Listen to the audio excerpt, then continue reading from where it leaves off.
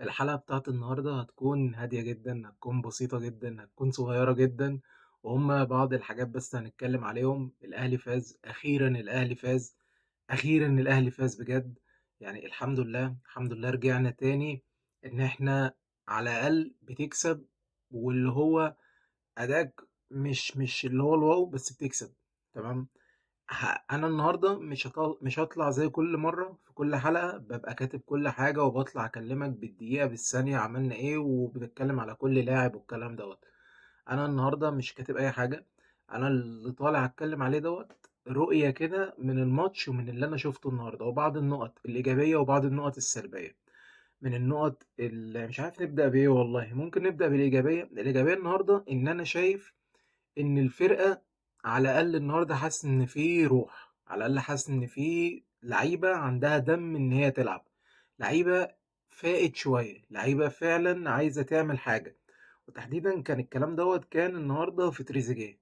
تمام، يعني ده مبدئيا رغم كل حاجه عملناها، بس ده الطبيعي. انت هتلعب كويس وهتلعب كويس من غير رغي كتير. يعني مش عايزك، يعني انت قبل الماتش الحركه اللي تريزيجيه عملها وان هو راح واعتذر للجمهور حركه جميله. بس لو كنت نزلت في الملعب بلا روح، بأنانية، بطمع، بان انت برضو بتعمل اللي انت بتعمله عادي يعني، ولا كأنك اعتذرت. تمام، الاعتذار حاجة كويسة جدا وتمام وصفحة ونقفلها. بس في نفس الوقت ان هو ايه، ان هو الفكرة معايا ان انا بقى اشوف الاداء بتاع تريزيجيه. وفعلا شفت الاداء بتاع تريزيجيه اللي كان مقبول جدا تحديدا في الشوط الاولاني بالنسبة لي. تمام، والهدف والجملة اللي حصلت وكل حاجة. تاني حاجة عايز اتكلم فيها النهارده، وهو ان اللعيبه زي ما قلت في البدايه، ان اللعيبه كنت حاسس ان هم ايه، هاجمين. ان هو في حاجه احنا مختلفه عن المباريات اللي فاتت، ان اللعيبه عايزه ترجع الكوره بسرعه جدا اول ما بتتاخد. وان اللعيبه بتاخد الكوره، في بعض اللعيبه وهم امثال تريزيجيه وبن شرقي، هم الاثنين اللي بياخدوا الكوره وبيحاولوا ان هم يروحوا عند الجول. تمام، ده كان الشوط الاولاني واللعيبه فعلا ديت كانت جايبه اخرها. من الحاجات بقى اللي هي نبتدي ان احنا نتكلم عليها، ان احنا الحمد لله ان احنا كسبنا وان احنا خدنا الثلاث نقط بتوع المباراة. نيجي بقى غير كده، انا ما شفتش برضو لينا الشكل. انا بتكلم بمنتهى الامانة، وما شفتش لينا ان التشكيلة ديت المثالية. وانا مش مقتنع ان كابتن عماد النحاس هو اللي هيمسك الفريق قصاد نادي الزمالك. انا مش مقتنع بده تماما. مش فاهم يعني ازاي، بس ماشي وربنا يستر من الماتش ده. ليه انا بقول كده؟ بقول كده علشان انا والله العظيم يعني ما بحضرش التمرين. انا دايما بسمع ان طاهر محمد طاهر ده في التمرين فوق الوصف. ومن ايام كابتن سيد عبد الحفيظ ان طاهر دوت كل المدربين بتحبه وبتلعبه اساسي، عشان طاهر دوت في التمرين جامد جدا. طب وانا عندي سؤال، هو تريزيجيه لما راح اعتذر للجمهور قبل المباراة ونزل، الاعتذار دوت ماشي انا شفته، بس انا عايز اشوف ادائك في الملعب يا تريزيجيه. لو كان تريزيجيه نزل بأنانية، وتريزيجيه نزل برضه مش فارق مع الجمهور ومش فارق معاه حاجة، كان ساعتها اللي انا شفته قبل الماتش مش هيفيدني بحاجة. فدلوقتي تريزيجيه نزل وعمل اللي هو يمين وشمال، اعتذر وبعد كده نزل في الماتش أدى. فانا شفت حاجة. فكل الناس بتقول لك ان طاهر محمد طاهر لاعب كويس جدا في التدريبات. يا جماعة ما هو انا يعني ما بحضرش التدريبات، زائد ان هو انا مش هستفاد حاجه بالتدريبات. يا عم انت اجتهد في التدريبات، بس انا عايزك تلعب كوره معايا. انا نفسي افهم. طاهر محمد طاهر ده يعني موجود عندنا من 2020 تقريبا 2025. ده ولا وينج للنادي الاهلي، والكلام ده طلعنا قلناه من زمان جدا جدا جدا. ولا وينج للاهلي ولا لاعب للاهلي ولا اي حاجه تخص الاهلي. طاهر محمد طاهر دوت ما يقلش حاجه قسما بالله عن الوينجات اللي بتلعب في فرق قليله جدا. مع احترامنا كل فرقه، اقصد ان هي قليله في الموارد وقليله في التاريخ وكده. ان هو مثلا اخرك تلعب في انبي، اخرك تلعب في المقاولين اللي احنا جبناك منه. انما مش انت تبقى وينج للنادي الاهلي.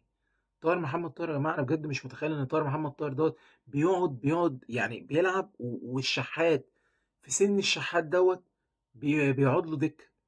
يعني طاهر محمد طاهر الفرق اكيد بينه وبين الشحات مثلا سكه 6 سنين اقل واجب مثلا. وحسين الشحات بيقدر يديك كوره عنه. طاهر محمد طاهر ده بيقول لك السرعه ومش السرعه. يا جماعه ده بياخد الكوره وبيرجع بيها لورا.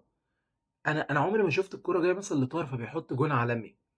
من الحاجات كمان اللي عايز اتكلم فيها وهي فكره برضو ان اللعيبه عندنا الموضوع عشوائي جدا. من بعد ما وسام وعلي معلول مشيوا، كان في واحد بيشوط فاولات، واحد بيرفع ركنيات، واحد بيرفع فاولات. دلوقتي إحنا أي حد بيشوط أي حاجة، أي حد بيرفع أي حاجة، إحنا صباح الفل. اللعيبة مش مدربة أساسًا، طب أنتم ما عندكوش المَلكة ديّة، طب اتدربوا عليها في التدريبات، على الأقل يبقى في حاجة بنعملها.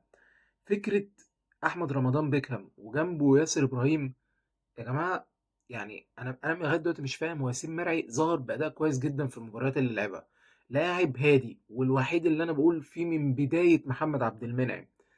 ليه بيكهام؟ ليه بيكهام بجد؟ والله العظيم وبيكهام بيتصاب وخارج.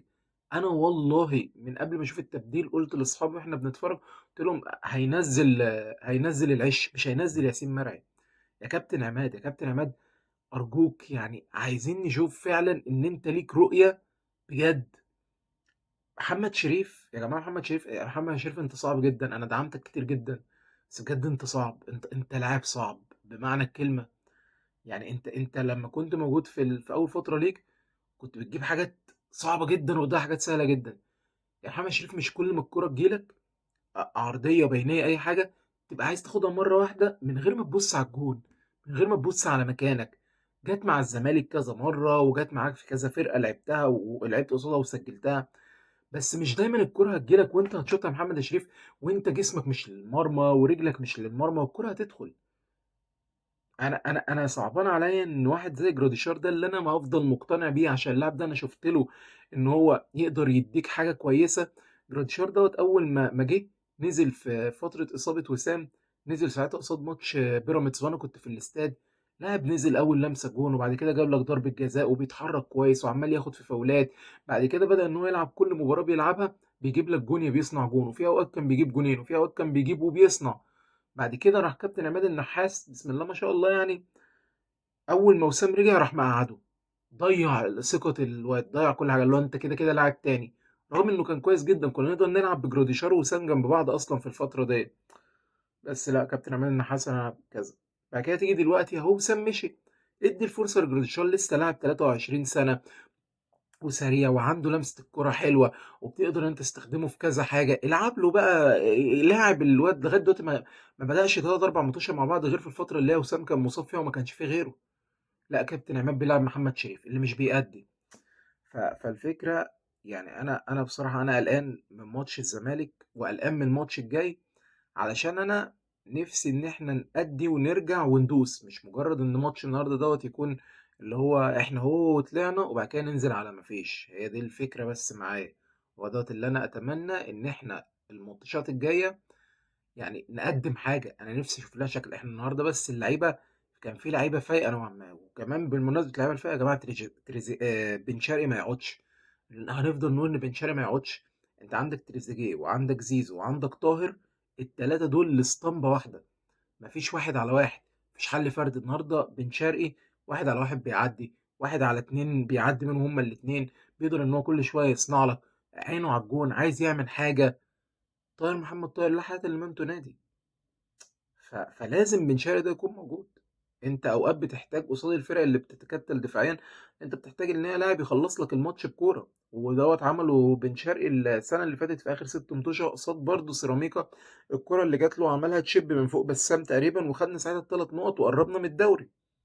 فهي دي الفكره بس. يعني نفسي اشوف بن شرقي ده على طول موجود.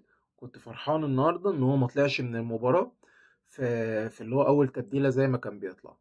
مستنيين منكم كتير يا رجاله، واتمنى ان خط الدفاع بتاعنا يتظبط قبل مباراة الزمالك. يعني اتمنى ان المباراة الجاية دي تكون بروفا ونقدم فعلا حاجة، واتمنى ان ياسين مرعي يبتدي يشارك. يعني انا بجد لو شفت ان بداية المباراة الجاية خط الدفاع بتاعنا عبارة عن محمد هاني وياسر ابراهيم وجنبه العش، الموضوع هيبقى مرهق جدا. وفكرة العش وجنبه كوكا هيلعبوا وهيخش عليهم اخوان الفينا في ماتش الزمالك، الموضوع ده صعب جدا. بس اتمنى. انا فاكر ان انا عارف ان لو الاهلي تعاقد مع المدير الفني بكره على طول، انا متاكد ان هو برده مش هيخلوه يمسك ماتش الزمالك، وده طبيعي. بس هي الفكره ان انا قلقان من الماتش ده، لان الماتش ده يا اما هيطلعك يا اما هينزلك، هيركب الزمالك الجيم جدا، يا اما انت هتثبت ان انت قادر وترجع تاني وانا الاهلي وتأدي، فالموضوع يبقى مختلف. على العموم مبروك، الحمد لله فوز، خرجنا من سلسلة التعادل والحاجات اللي مش مفهومة ديّة، وكسبنا فرقة محترمة فعلًا بتقدّم من بداية الدوري شغل كويس زي سيراميكا، ونتمنى إن الموضوع يستمر في الماتش الجاي، مش هاطوّل أكتر من كده، بس كده يكون حلقة النهارده انتهت.